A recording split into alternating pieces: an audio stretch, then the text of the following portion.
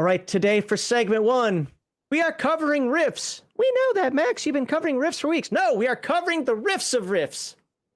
Or something like that. What are we talking about today? All right, well, when we did magic and psionics, there was a whole section on ley lines and riffs, and I said we couldn't touch it because it would be a segment unto itself. And it is. So that's what we're doing now. I mean, you can't talk about riffs and not talk about the riffs. You really can't. It's the basis for this particular Palladium world. It's what makes it different than all the other Palladium games. So it has to have its own, it has to have its own day, right? It's page 191. I mean, it is a pretty poignant part of the game. Yeah. So, I mean, it's on the cover, for Christ's sake. Yeah. And if we don't talk about this, you said 191? Yes. So was it 194 for me? Yeah.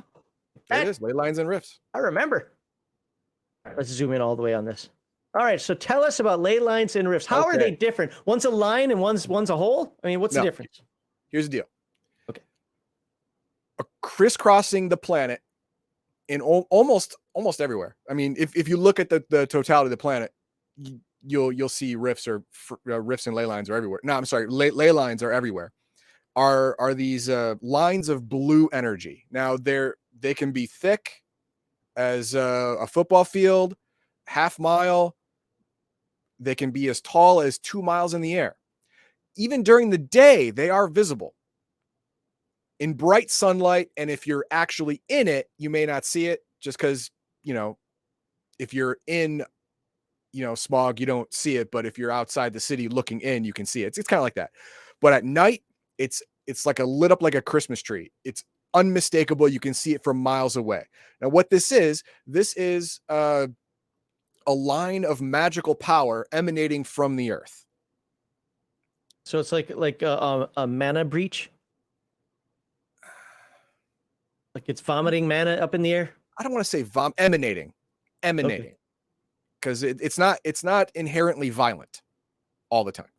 But all the time it is emanating magic from the world into the atmosphere. There you go. And for those practitioners of magic and psionics, when you are close or on a ley line, your magic and or psionics is increased in some duration, damage, range. All these attributes can be enhanced if you're at a ley line. Enhanced even more if you had a nexus point. But what is a nexus point? And it's easy. A nexus point are where two ley lines happen to cross. That's it. It creates a nexus point. A nexus point is obviously much more powerful because it's two ley line emanations at a certain point at the same time. So obviously it is going to be more powerful. A conjunction. There you go. And these normally are where rifts can happen. Well, what are rifts? Rifts are spontaneous, natural forming rifts, by the way, are spontaneous openings in the space-time continuum. It will lead to a random multiverse. Random. Bloop. Opens up. Could it stay open for 5 seconds? Sure. 5 hours? A day? Maybe. Yeah. Depending on the time of year, solar alignment, stars, planets, all that stuff. It could be much more powerful, last much, much longer. There are some rifts that are even permanent. In chat earlier, talked about the St. Louis rift. The St. Louis Arch. Mm-hmm. It is a permanent rift. It's been open since the rifts happened 300 so years ago. All right. So that one's special, obviously, but mostly the natural rifts, they form, something comes out, some people go in and they disappear on their own. Sometimes ley line storms happen. We're going to get into that. Don't worry. And yeah, that's about it. Now we can look over here. The blue haze in the distance. That's what it looks like. I already told you that. When a rift opens up, it usually happens at a ley line nexus. So and this part right here, I think is a typo. So a single doesn't often have a rift appear. Is that word salad? Did the typesetter have a stroke? I don't know. I don't know what that means. The only exceptions are a rift opening during a ley line storm or other heavenly event when ley line energies peak. like I said, during celestial alignments, during solstices, during eclipses, stuff like that. The Pluto's a ley planet. lines. What's that? Huh? What? Did you say Pluto's a planet? Yep. Okay.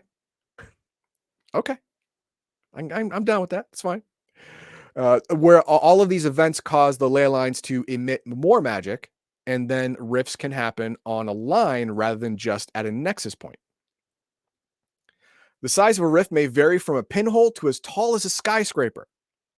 Most start as a thin line or ripple of energy that appear in the air and begin to grow vertically. Then it begins to ripple with more energy, and the line splits into two, with both halves moving apart at the center as if someone were pulling them apart. Kind of like a tear in the fabric of reality. The rift opening is usually near or at the ground level, but sometimes appear as high up in the air. See interior color, page 40. However, most man-made dimensional portals created by magic are typically 7 to 25 feet tall and 4 to 12 feet wide. Most rifts don't stay open for more than a few minutes unless they are controlled by a higher power or part of an unusual dimensional phenomenon. And isn't During there the- an entire source book based on that concept?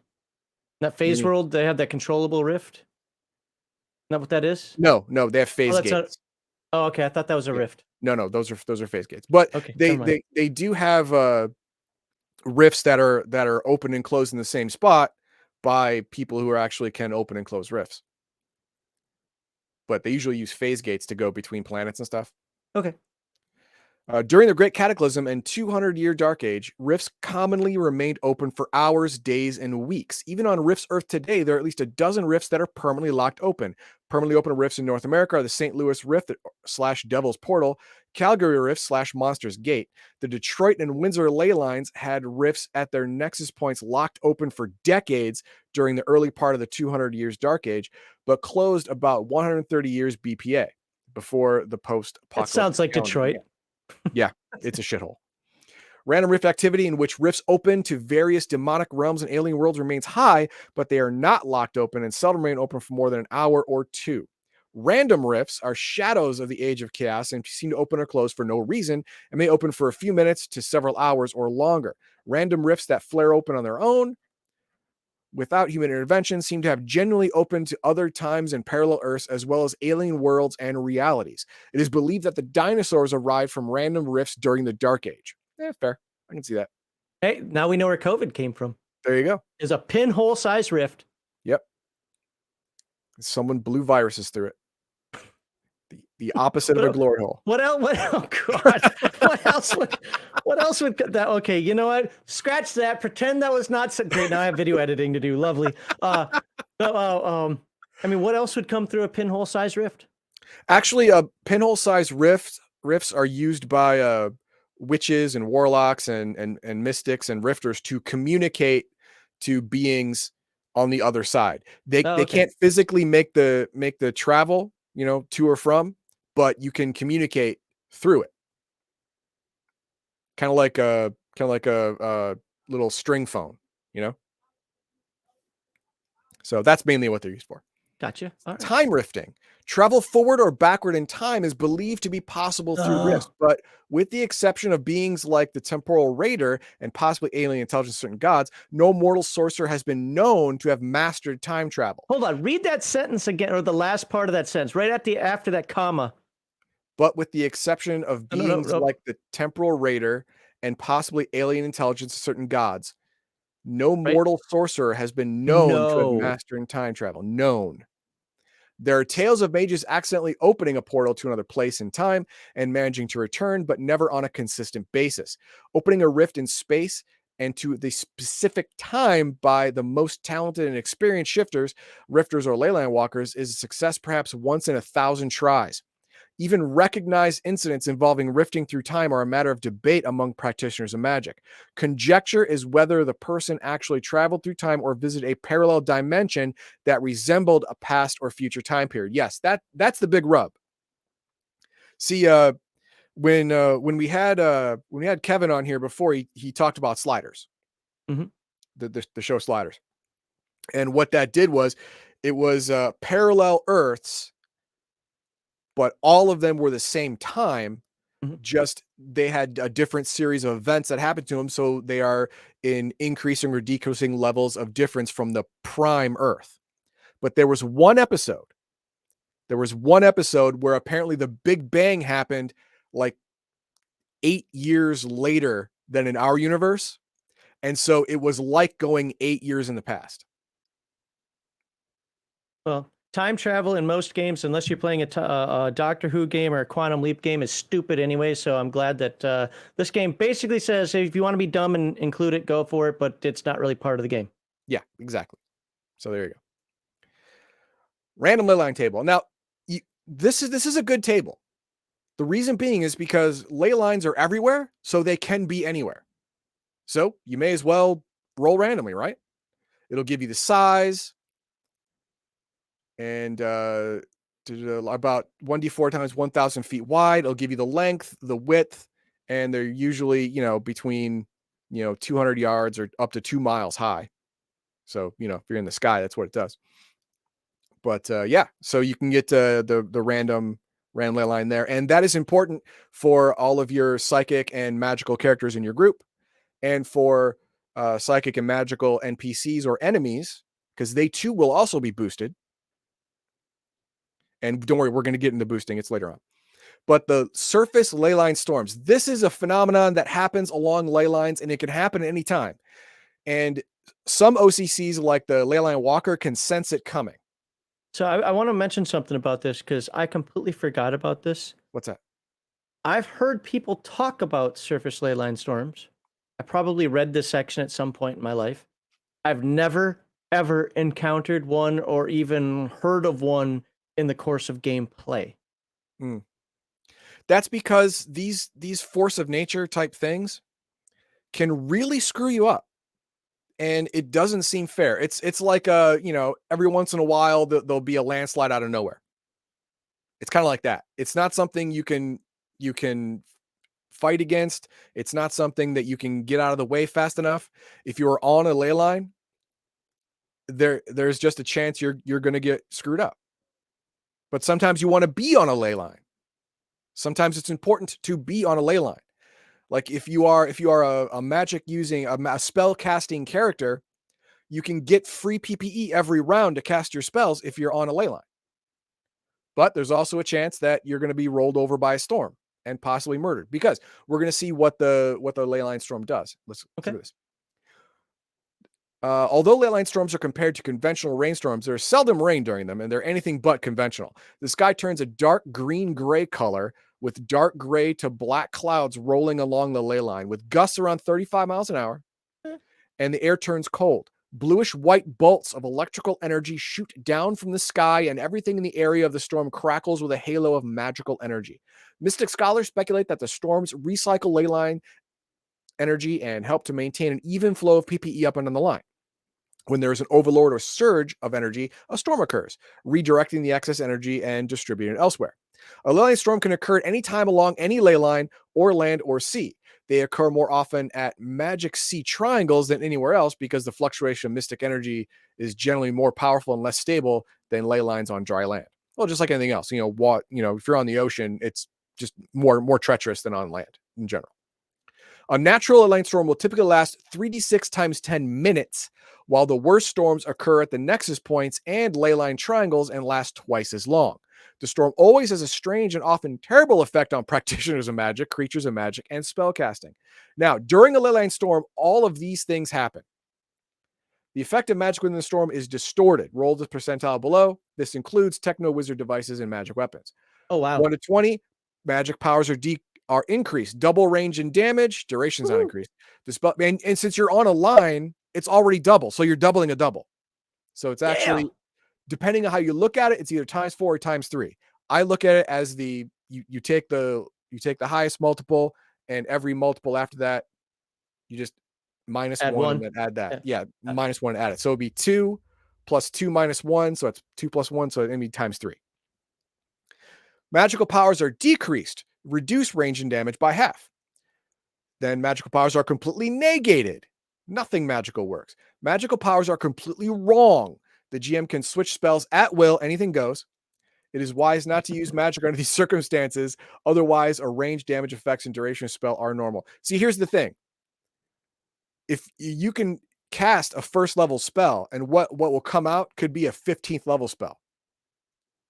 I don't know if I would do that. I get it by the rules. You could do that. I don't think I personally would do that. No, I personally wouldn't do that. But I would for effect.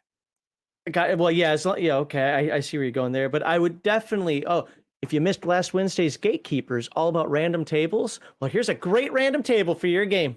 There you go. Ready to go. What spell did you actually cast? Ding, ding, ding. And I would probably have it like 25% chance you actually cast the spell you wanted to. 75% chance roll on the random.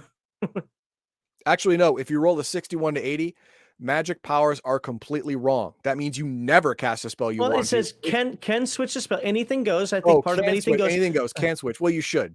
You should. Fair enough. No, I get what you're saying, but I always want the player to have a little bit of hope. Just a little bit of hope. Nah, take away hope. Players have too much hope. Fair enough. All right. Magic discharge. Every time a spell is cast or a magic weapon is used, there is the sound of thunder, and the magic user is knocked off his feet from a sudden explosion in his face. Loses initiative in one melee attack and suffers 2d6 SDC damage, MDC, if they are a mega damage creature. In your face. 2. The extra PPE available at ley lines and nexus points cannot be tapped during a storm. Bolts of ley line energy are attracted to anything magical. So all that when we went over the description of magical ley line during a storm, there was bolts of magical energy. Well, anyone who is a PPE battery or anyone holding a magical item is now a lightning rod for all of these magical bolts. And if you are an SDC creature, you take 1d4 SDC damage, lose initiative, 1 melee attack, and lose 1d6 PPE points every time you are hit. And you're teleported 2d6 times 10 yards down the line. Bye. have a good time. And disorienting. If you are a supernatural creature, you suffer 4d6 MD and lose 6d6 PPE every time you're struck by one of these bolts. And it can happen multiple times during the storm. You just be popping in and out like a really, really drunk nightcrawler. Blink dog. Creatures who are disguised by metamorphosis or magic suddenly appear to grow or shrink, and their features become distorted. Getting hit by a bolt has a 44% chance to transform them into their true shape. Yep. Instant dragon be here. It's not great. Psy Stalkers, Dog Boys, all Santa characters and similar creatures suffer from headaches, minus initiative, strike, parry, and dodge, and their psionic sensing powers are scrambled, reduced by half. Magic illusions disappear. Existing dimensional portals close. All forms of ley line communication during a storm are impossible. Ley line teleportation is possible, but risky. Now you have a 50% chance to teleport will send you to a desired location and end it halfway, or you appear 2d4 times 10 miles off course. You know, if you're just trying to get out of there, though, just trying to get out of the storm, who cares? Yeah, that's fine. 9 plus random occurrences are listed below. Random events. Uh-oh. So that's 9 things that happen every time a storm happens, and they're all bad. Well, no, there is a 20% chance that you double your power, but everyone's power is doubled. So it's not like it's a thing. So what are these random events that we have here? These look okay, here we go. We have the airlift. Everyone, vehicles too, crackles with energy and rises 10 feet above the ground. They are pushed by the wind along the ley line and for 2d6 minutes before dropping to the ground. The power of magic flight will not work under this circumstance. So you're just caught up in you're a leaf in the wind. And we know how that happened, how that worked out for Wash. Rolling Thunder, you're transported back in time to Vietnam. That got weird quick. Rolling hey, if Thunder? you're in mega damage armor, you're winning. You got tiger blood in Nam. Rolling Thunder. Huge black clouds race to the ground along the entire width of ley line. Speed is about 60 miles per hour. Everyone hit by the thunder cloud is drenched with water, temporarily deafened by the sound of rumbling thunder, loses all attacks actions for 1 full melee, and is swept off their feet with the same consequences as a wind rush spell. Euphoria. This was nice. Everybody feels good, happy, and cheerful. Many will start to laugh, sing, or act silly, as if intoxicated. Those who are wounded will have 2d6 hit points restored, and minor illnesses will disappear. Oh, cure for the common COVID. That's great.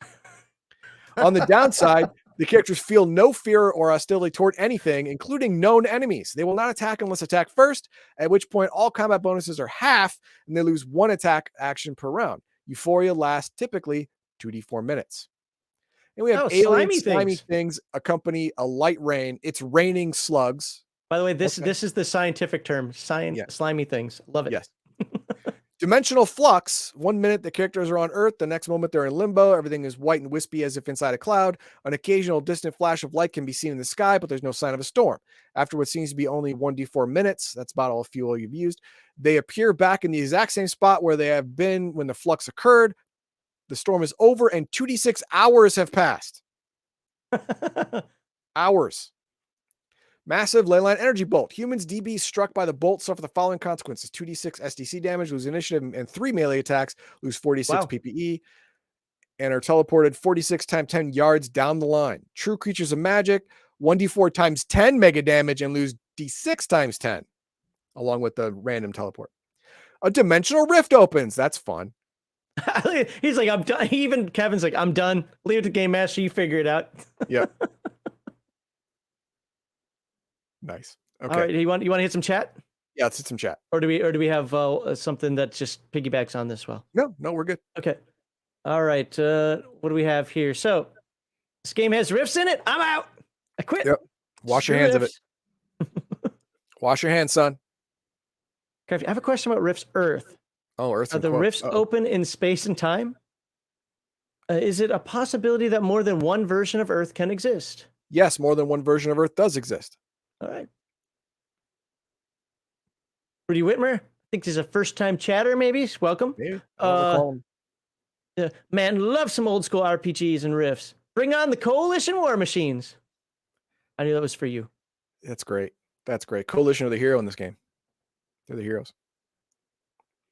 I really It's feel not that. humanity first. It's humanity only.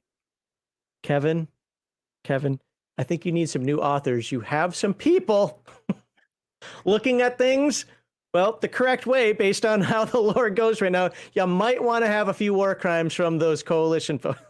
Oh, they got war crimes everywhere, but you know, the average person never knows about it. Yeah, fair. All right. Here we go.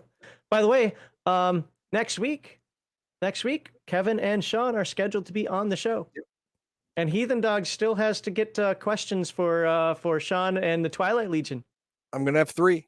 And they're all gonna think I hate them. They're Like, both gonna personally hate think 'em? I hate them like at a personal level, Uh-oh. but it's not true. I hate Savage World Rifts on a personal level. It shouldn't exist. It's a travesty of nature. It's like a 3-headed baby.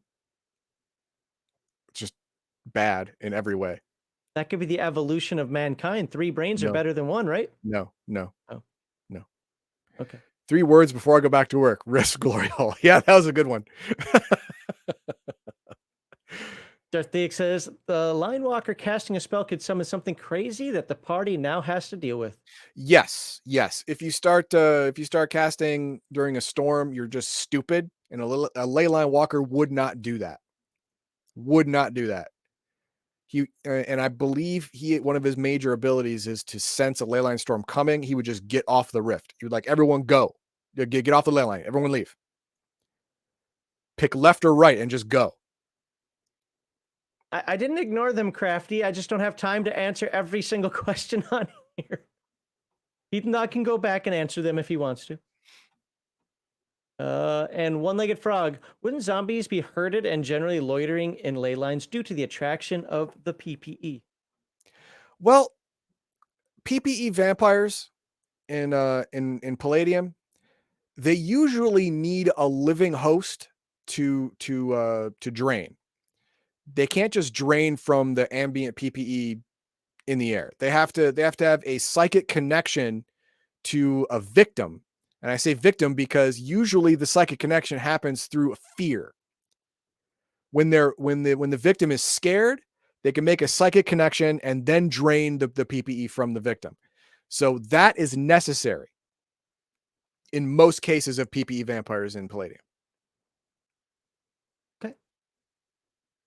All right, what are we moving? Are we moving on to dimensional rifts or something Yes, else? we are. Understanding dimensional rifts. On Rifts Earth, the state of each dimensional rift is a lot more important than the latest weather forecast. Below are tables for figuring out the type, duration, and condition of each dimensional rift or portal, as well as the worlds are likely to be linked and reached by the rift. Is this Okay, something so you use in your games? Does this is something you can use in your games. Now, if you want rifts to like, you know, randomly pop open and stuff, then you can use this table to figure out where they go and what they Because do. I think personally, I would not want to deal with this. Not that it's bad. I'm just saying because it makes sense for an organic world. I Yes. just would either want it to be a story purpose that it's there or no. Am I wrong on that or No, you're fine. It all depends on if the GM wants to deal with it. fair enough? Okay. If the GM wants to deal with it, then this can happen. Now, as you can see, we're talking about dimensional rifts on special events: vernal equinox, autumnal equinox, summer and winter solstice, partial solar eclipse, lunar eclipse, and it gives a ley line, nexus point, and super nexus point. A super nexus point is where multiple ley lines cross at the same point. That's Where's called the that? I don't. super nexus. Where's the super nexus point? I don't see that. If you look at the odds of dimensional rifts occurring, go to the left side of the page. Oh, so within each one. Okay, Within can you each just pick, one, yes. yeah, okay, can you Ley pick line, one and we'll talk nexus, about it? yeah, ley line, nexus point, and super nexus point. We'll pick one. We'll pick the lunar eclipse. You're on it already. Okay. Okay, on a ley line during the 90-minute period of a lunar eclipse, there is a 1 to 15% chance that a rift will appear. Roll the random rift table for type and duration. At a nexus point, there's a 77% chance a rift will appear. At a super nexus point, there's a 95% chance that a rift will appear. So at this point, you can tell during significant events, if you're at a nexus point, a rift is probably going to happen.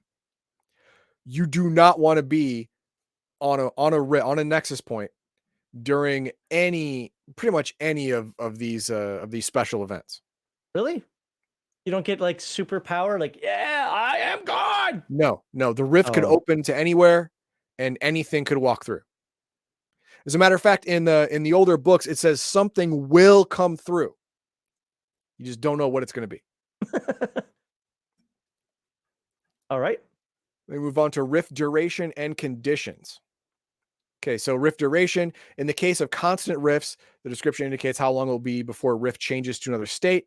For temporary or transient rifts, the description indicates how long the rift has before disappearing or what chances that it will dissolve. Now, transient states, what that means is if it's a permanent rift, it's a permanent rift on our side, but the other side can jump destinations or origin points, depending on your point of view. Isn't that like that Star Trek episode where it's Yes, like you're where they had standing an on unstable wormhole. Yes. Yes.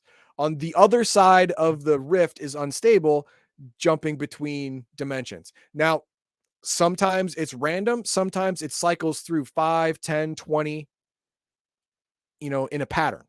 Sometimes it does that. If you want to make your rift do that, that's completely fine. There's precedent for that. World links describes a current connection that the rift has with another world. Dimensional link stability. Some rifts hang onto their world connections for as long as they survive, while other rifts fluctuate, constantly losing their connections and then making links with other worlds altogether. So these are non-permanent rifts that also do not have a fixed endpoint. During their limited lifetime, minutes, hours, whatever, it's jumping destination points. Rift metamorphosis. This applies only to constant rifts and indicates the likelihood that the rift, while constant / ever present, changes the type of rift that it is, requiring a new role on the constant rift table. Now we're going to go, what does that mean? Well, luckily, constant rift table is right here. While this table is suitable for a few permanent rifts found on Earth, it will also work with this kind of steady rift found on other worlds. In North America, the only known permanent rifts are the Calgary Rift, St. Louis Rift, and it should say some stuff. Oh no, the Detroit and Windsor area, they were only permanent for the first. Yeah, that was during decades. the Age of Darkness. Yeah. The Calgary Rift is currently under the control of the growing kingdom of monsters. Another permanent rift is suspected to exist in the ruins of Old Detroit, but has never been confirmed. Those knowledgeable on such matters believe that Old Detroit and Old Windsor are plagued by frequent recurring periodic rifts. I believe that. Other permanent dimensional rifts are found on Atlantis, but these are controlled by the Splugorth and their stone master minions, and contained inside their fabled giant stone pyramids. Stone pyramids is ancient Atlantean magic that if you place it on a nexus, you can control, you can stop or divert ley line storms all along the connecting ley lines. You can open a rift on the cheap at a stone fortress, because it's actually not just a cap of PPE, but a focuser of PPE. For example, How is the Smooth Earth not actually taken over the planet? Because they're just fine hanging out on Atlantis. You know, it's physically separated from the rest of the world, and it's hard to get to, and they feel pretty protected. And it's close enough to where they can send out slaving runs and get slaves and bring them back and sell them. They don't want the whole world. They just want control of, you know, this part of it, and they'll make money. Yeah. But stone pyramids cap PPE and focus PPE. If there's a stone pyramid at a nexus point, the ley line energy is capped. You don't get the PPE bonus by standing on it anymore. You can't draw on it. You have trouble teleporting through it. Storms don't happen. If you want to access the ley line PPE, you have to be touching the stone pyramid and know how stone magic works. Those two things are hard to come by. So it's monopolizing. It's monopolizing the PPE. Yep, PPE. Other permanent dimensional rifts are found on Atlantis. Yeah, we did that already. One is known to exist in Africa. One or two are expected to exist in China, and still others might be found elsewhere, though probably no more than a dozen or so. Because stone magic is all but extinct now, because Atlanteans are all but extinct. Okay, so when we roll the constant rift table, you usually roll it one time, and this is the rift. This is your constant rift. This is its all right, I'll roll. This is its function. All right, here we go. I got a 67. 67. That is a stable cycling rift. Making a noise like a low, continuous thunder, the rift seems to be chewing up the landscape and spewing it somewhere else into other worlds. That's not good. You're throwing away our resources? It's a garbage. You rolled a garbage disposal. What's wrong with you? Well, Jesus. Blame the dice. Rift metamorphosis, none. World links. 2d6 worlds will be connected to the rift, which it cycles through randomly, changing to a different one every 46 hours after the last time. Whichever dimensional portal is open at the time is the one that beings can enter or exit. Dimensional link stability every 46 hours after the last change. So it cycles. See, it says cycles throughout randomly 2d6 worlds. That means it's not a pattern, but it's the same 2d6 worlds, just randomly cycled through. So if you wait long enough, you're going to hit the same one twice. But how long is it going to be? I don't know. Bring a snack. Yeah. Make sure to bring your trail mix. Then there's violent rift. There's swelling rift, pulsing rift. I'm going to read pulsing rift because that's way too Where's that? PG-13 rated. It's second one, 21 to 45%. Oh, 21 to 45. Okay. This is the condition most common to permanent rifts. Oh, good.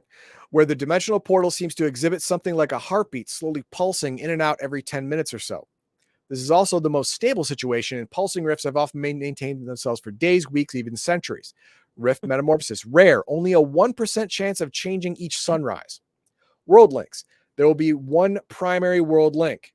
Dimensional link stability. At each sunrise and sunset, there's a 22% chance the link will switch to a different world. So it's permanent for the day. Every sunrise, there's a 22% chance it'll shift to a random of infinite randoms. So if you're happening to be on the other side and you miss that sunrise deadline, well, you're boned. You better find another way home because you just can't get there from here anymore. Okay. They have the morphing rift, the raging rift. I thought your garbage disposal rift would be called the raging rift, but let's read the raging. It's the last one. Dimensional portal will seem to be a blazing, exploding with energy and swelling across the landscape in a blossom, of energy and towering 44 times 10 feet into the air, a mile or more into the sky during surges of power, equinox, solstice, etc., becoming a two-way portal to whatever world it is currently linked to. People from Rifts can go there, and beings from there can come here. Two ways. That second part is kind of the problem. Yeah. Beings on both sides of the divide can see glimpses of what awaits them on the other side of the portal. So if you can look over and go, oh, look, it's a raging hellscape. Next, I'll wait. You see Rift dragons Metamorphosis, floating. none. Whoosh, whoosh. It never changes. It just rages. World lengths, endless, constantly changing to dozens of different worlds, although there will be a 1d4 times 10 that it cycles through most regularly. Only 1d4 times 10. Oh, yeah, just 40 regular worlds. Yeah, it's up to 40 regular ones, but infinite variety. Dimensional link stability. Every link imaginable is possible at some point or another, with the Rift acting like a mad channel surfer, shifting worlds every 4d6 minutes. This is the type of Rift locked away at St. Louis by the coalition states. This Don't is be the gross in Devil's chat. Gate. Crafty's being gross. Although L started it. Okay. And then we have, the periodic rift table, not as powerful or as persistent as a permanent kind. Periodic rifts tend to stick around longer than their random counterparts. Periodic rift, random rift. These are all tables you can do as a game master if you want to not think about it. It's not important to the story where the rift goes or how big the rift is or whatever. You can just roll on these tables. If you want a permanent rift, a periodic rift, or a random rift, just go ahead and scroll through. Throbbing rift. Throbbing rift. There you go. And then we have that's what I wanted to see coming through my rift. Yeah, I don't need that. I can go all day without seeing that. All right, there we go. I quickly scrolled through them. Pause it if you didn't like it. Okay. Then we have the random world generator. Oh, where's that? There's over here. Page 190. There it is. And this is, what's on the other side of that random rift? Well, this random world. And we're going to look at the plot resolution world. Real quick before I scroll down to that. Me personally, I would rather have the adventures a little more tailored as far as, hey, this is what's on the other side or something if they're doing that. Yeah. So tell me, because in a more sandboxy style game, tell me how this can work out relatively quickly. And the reason why I'm asking is because to me, this seems like something you roll on the side, not something that you would want to roll in game. I don't care how good of a sandbox game master you are. This seems to me like, oh crap, I'm rolling this crap together. How is this going to work out? Yeah. This is something I wouldn't do. Rifts should be popping up only when the GM wants it and only when it advances the story. They are too powerful and too random to just be a random encounter type thing. But that being said, if you are creating a module type situation and you roll this beforehand and write it down, when they get to this point, they face this rift and you've randomly rolled all of the characteristics and stuff and you wrote them down. That's fine. So That's great. maybe this is something that should be in the Game Master's Guide, Yes. not in. But another reason to have this on hand is if you are dumb enough to play or have in your party shifter, rifter, whatever, because they have the ability to open rifts on the cheap and they can do it at first, second level, then having this is necessary because they only have the ability to open rifts to worlds they've been to before. And if you're first level, guess what? You've probably never been to a world before. So your first rift is definitely going to be a random. Okay. Ta-da. You're going to need this table. Okay. Makes sense. If you follow my expert advice, you will not allow such characters to be in your game because they're stupid. He doesn't like shifters. And I say that because he knows I would play one. No, they're just a hand grenade just ready to go off in your tent.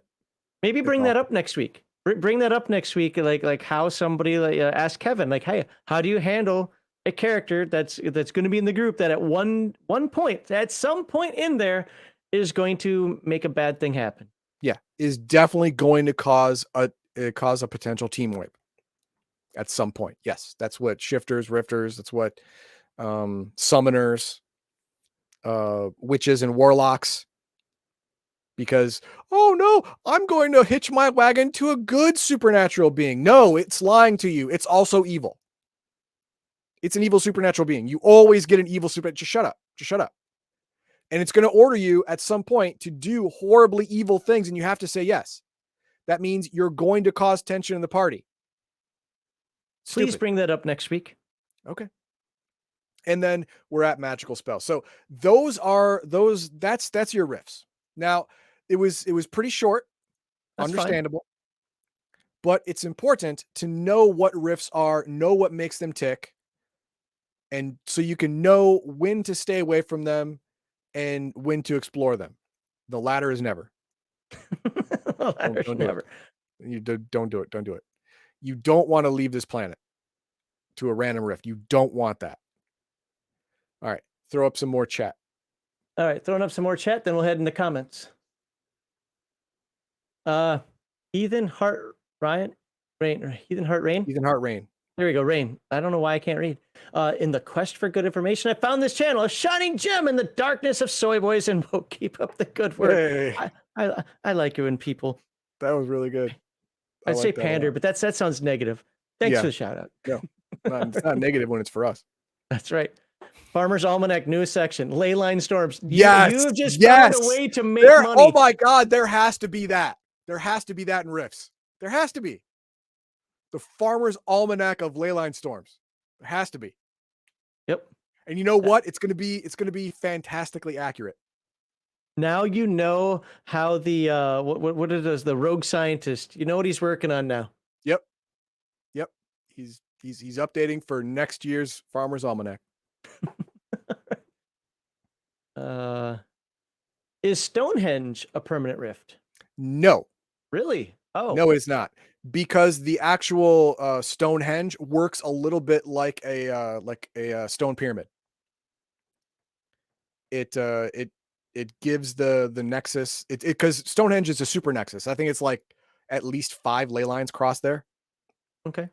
So it's a super nexus point, but the actual stones in Stonehenge are made to focus that energy and keep it under control.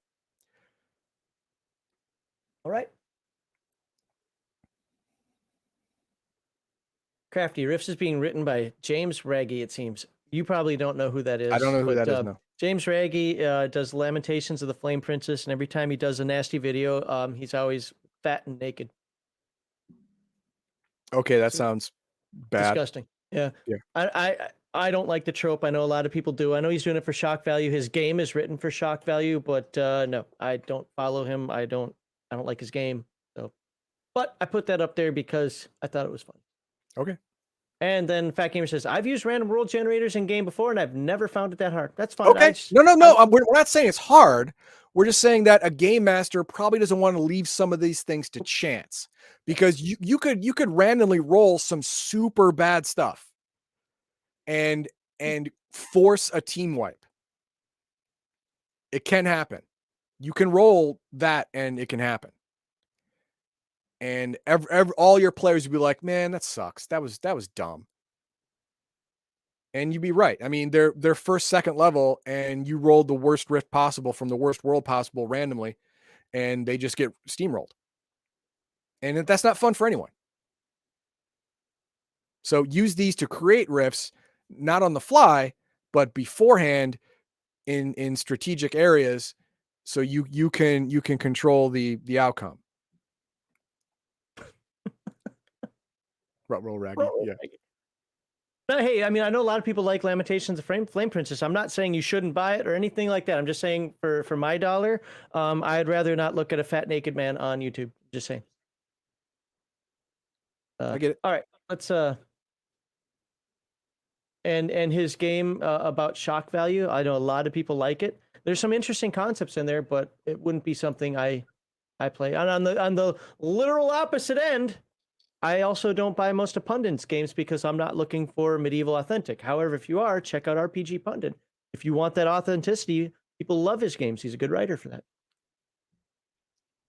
All right, let's hide that. I don't need to see that. Okay, comments from not last week, because remember last week we had Mark McKinnon on, right? But from the last Rift segment we talked about missiles, and not a lot of questions for this one. And I think you answered one of these already, but let's do it in. Yeah, this is one you answered. I did. I don't like the roll with impact rule. Neither do I. but I used it to allow my player to. I used to allow my player Oh, to use just with to be used just with kinetic Got it. attacks like punches, kicks, throws, and blasts. Well, that's what it's for. Yeah. That's exactly what it's for. I don't like using it for punches, kicks, or anything like that. I use it only for, well, I shouldn't say this. I actually use the rule the way it's written, but I want to use it only for dodging out a blast radius of, say, a fireball or a grenade or something like that. No, But I get it, but the reason I would allow it with punches and kicks and stuff and throws is because if you are trained, especially in boxing, and you're going to get hit, you are trained to go back. I get it and conceptually. I'm just Yeah. saying. I think it's a step too far. That's not needed for a game. Well, I I'm get not, it. I get don't it. hate And it. if It's you're just, thrown, you are, and if you're trained in martial arts, you are trained to fall correctly.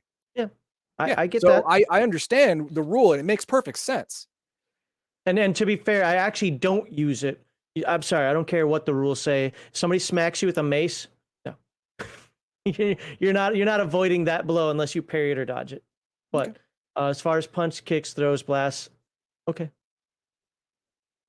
E. Smith, this was a long one. I just cut out a Okay. portion of it. Shields are horrible in Rifts. There is no concept of a shield providing total coverage or partial coverage just by holding one.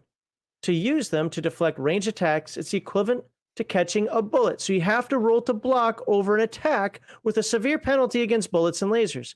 So a shield in your hand does not exist until you do a parry motion with it, essentially. Correct me if I'm wrong. No, you are correct. And if you want to block laser blasts or bullets or whatever, you have to roll straight up, and either with no bonus or with some minus. And it doesn't give any automatic protection. So yeah, shields are, shields are not rift friendly. That's why But we have you can house rule that. environmental power armor. You can house body armor. rule that. And finally, Liquid Death says, again, this is another long one that I cut out total part. This is where the correction comes in, and I cannot believe neither of us noticed this because it is something we kind of even talked about at some point in there. No hand-to-hand combat skill. Level 1 starts with one hand-to-hand attack per melee round. This reflects the character's pitiful fighting skills. However, the character gets 2 non-combat melee actions at first level. A non-combat action involves some activity other than fighting operating machine. This is quoted from the book, right? Yeah. Level 3 plus 1 level. This is the part. Oops, god dang it. This is the part right here. Each attack. God dang it. Will you stop it? I can't click on it. I want to highlight, but I can't. Each attack counts as 2 melee actions for this character, and I completely forgot about that. That is right. Every attack counts as 2 actions for the character. When shooting, when punching, and so forth. That's why it's 1 and 2. Oh, so that's why it's 3 and 6. Because yeah, okay, it's either way, yeah. It's 3 attacks equals is the same thing as 6 non-combat actions, because each attack action costs 2. Yes. Okay. So yeah. All right. And the thing is because I remember looking at that quite extensively when I was writing my own stuff like earlier in the year. And I can't believe that I forgot about that. Yeah, that's right. When you have no hand-to-hand skill, all attacks count as 2 attacks. Mm-hmm. I'm sure there's an exception there to the all, but I'm saying it for the purpose of this discussion. So theoretically, if you want to get horribly pedantic about it, both of us were wrong. But it leans in a direction. I'll let you guys figure that out. Yeah. Stop sharing. But having is significantly better than not having. Oh, yeah, absolutely. Absolutely. Okay, I guess that's the end of segment 1. It was a shorter one, but shorter ones can be good. We'll probably actually get a couple of views on it now. Because our riffs, come on, StreamYard, get over here. Our riffs videos don't actually get 100 to 170. Views. Is that what the last couple have got? Yeah. Still low. I mean, I have 12-hour live streams that get 500, so. Yeah. Heathen Dog's just no. Ooh! Shots fired. We're gonna keep the segment going. Oh, here we go. Wraith Rogue Star. Heathen Dog is just plain wrong about shifters and Supernatural Link. just read the main book in the shifter section. You can align yourself with gods and supernatural beings that are not. Yeah, you can, if you can trust who you're talking to on the other side of the not video call. The evil things can lie, you know, dumbass. The devil comes in the form of an angel of light. Exactly. Evil things lie. See, but here's the thing. Heathen Dog just hates them, so you can be assured that you're going to get the evil thing in his game. Oh, definitely. Yeah. Yeah, definitely. In somebody else's game, you could do some effort. You could put some steps forth, some research to say, I'm pretty confident this is the good guy. I'm pretty confident where I'm going here, because I'm not doing this on Halloween at midnight through a Ouija board. No, I'm doing this by going through sanctified ground or whatever. So I'm not in the Heathen Dog camp on this one, but I do get what he's saying, that when things go south, yeah, it's kind of a TPK. You're expecting your summoned being to help you out, and all of a sudden it broke free. It's like, ah! And you're like, uh-oh, because we needed you to fight that, not me. So. Well, this is the warlock, witch, whatever, where you make a pact with a supernatural creature. But the thing is, you can never ever be sure exactly what's on the other side of that pinhole rift that you're making the pact through. And guess what level you are? 1. Because a warlock or a witch or whatever starts off at level 1 connected to the supernatural being. So if you're level 1, it's probably going to be able to trick you. You're a freaking rube at this point. This is the same guy that tells me that not all DBs that come through are bad. Your Heroes Unlimited characters can come through. Your Robotech characters can come through. Random mundane people can walk through from other dimensions. But supernatural beings radiate their alignment, not from another dimension. Sorry. I don't know the rule on that one, so I couldn't answer. Is that what the rule says? Or Yeah. is there no rule on it? Oh, okay. Yeah, because all these supernatural creatures that a warlock or a witch is going to connect themselves to is not on the same plane of existence. Okay. No, but I think it's a fair question to ask, because I remember we had this discussion back in Palladium Fantasy about the summoner. We talked about the shifter established their link through a communication only rift. So it could be anything on their side. Yes. Anything. I'm your friend. Yeah. Come here, I got some candy for you. Yeah, I'm the angel of light. It's great. We all float down here. It's awesome. Look, this dimension is just one big white 1970s van. Come on in. Okay, well, yeah, Dark Thiek is right. Warlocks tied to an element. Yeah. The elemental fusionist type deal, which is right. But yeah, we're not talking specifics like that. We are talking, we are talking about linking, hitching your little red wagon to a supernatural V10, right? It's almost always going to be bad news. I have a cat going crazy. Yeah. So ultimately, I like the shifter. I think it's interesting.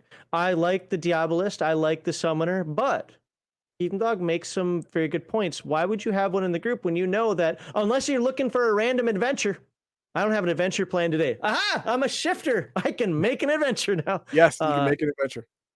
Yeah. But so anywho, yeah, I mean that's just a difference. I like things like that have I don't want to call them gray areas, that have potential for negative side effects, because I don't like curating everything into this perfect rendition of like nothing can go wrong. So I like games like DCC, where when you cast a magic spell, things can go awry. I enjoy that randomness aspect of the game, as long as it doesn't take over the game. And seemingly, when it comes to shifters and Diabolists and summoners and whatever else, that can take over the game, and then that starts to become a bad time for people. So what happens in a world that every convenience or crossing ley lines is a rift? I think you meant convergence, or crossing ley lines is a rift.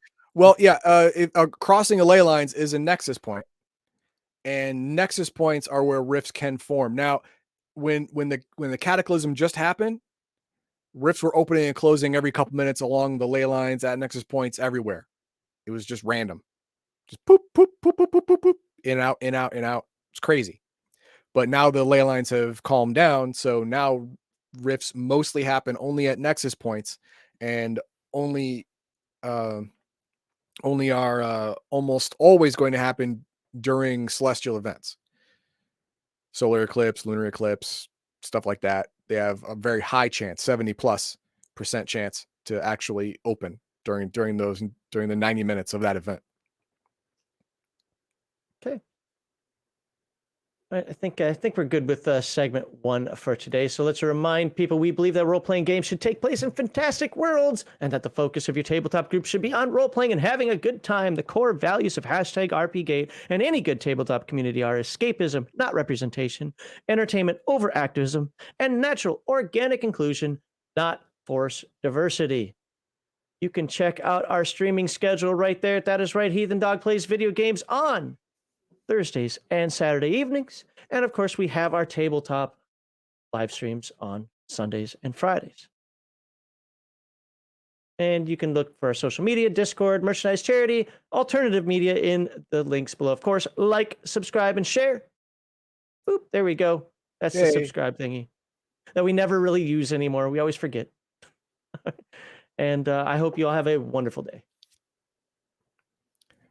Coco says, the rifts seem like borders. How do the coalition feel about rifts? Rifts are bad. Rifts, it's kind of like the coalition thinks the other side of every rift is just a den of pedophiles, just that want to come to our world and molest our children. They look at every rift that way. So when a rift opens, if it's nearby a coalition protected area, they will instantly pounce in the area and shoot anything that comes through. Anything. ET comes through, Elliot, he's dead. He's done. He's smoked. That's the way it is. What if humans come through the rifts? Too bad. Too bad. They're DBs. They're from another dimension. They're DBs. Shoot to kill. Every single time. So I got a question. I want to see how the game goes on this one. So asking you this is not probably a realistic scenario, but ultimately, some random jerkwad farmer from, comes from one Earth, whatever, comes through, mundane person, SDC only, comes through a rift and sets up shop somewhere on Rift's Earth. And sometime later, just, we'll say a year or two later, wanders over to the coalition territory. Wow, there's some security here. I like this. I'm going to hang out. Can the coalition identify him as a DB? No. Okay. No. The only way to identify a purely mundane human that has come through a rift is their lack of general world knowledge. But if you spent at least a year or so in a podunk town, you'll have podunk town world knowledge. And when you go to a CS city, you'll say, hey, I'm from this podunk town, and you'll know all the customs and laws and rights and all that stuff from podunk whatever. And I just wanted to make sure there wasn't some sort of residue or something. Yeah, no. He's emitting. What is it they use in Star Trek? He's emitting tachyon waves. Yeah, some shit like that. Or he's got some goofy midichlorians or whatever. Yeah, whatever. Doesn't matter. Oh God, why are you trying to ruin the stream?